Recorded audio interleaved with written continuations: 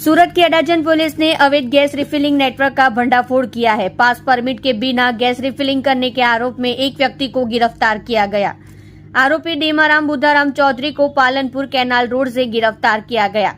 आरोपियों के पास से अलग अलग कंपनियों की गैस की सिलेंडर समेत कुल 21,550 रुपये का मालमत्ता बरामद किया गया।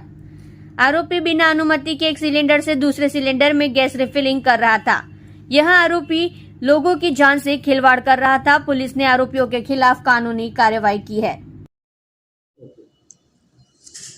અડાજણ વિસ્તારમાં ગેરકાયદેસર પાસ પરમિટ વગરના ગેસ રિફિલિંગ કરતા ઈસમને મુદ્દામાલ સાથે અડાજણ પોલીસે પકડી પાડેલ છે।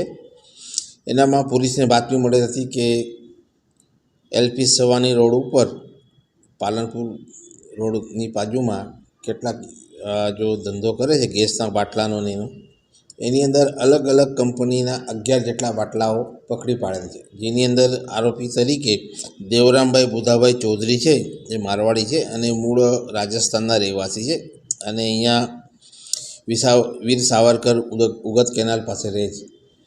એની ત્યાં ચેકિંગ દરમિયાન અડાજણ પોલીસને બાતમી મળેલ હતી અને બાતમી આધારે ત્યાં જઈને તપાસ કરતાં અલગ અલગ કંપનીના ગેસના બાટલા છે, જેમ કે ઇન્ડિયન ગેસ છે, ભારત ગેસ છે, એના બાટલાઓમાં એ લોકો એકબીજામાં રિફિલિંગ કરતા હતા, જે આધારે પોલીસે એને પકડી પાડી અને 11 જેટલા બાટલા અને આરોપીને પકડી પાડે છે અને 21,550નો મુદ્દામાં રિકવર કરવામાં આવેલ છે।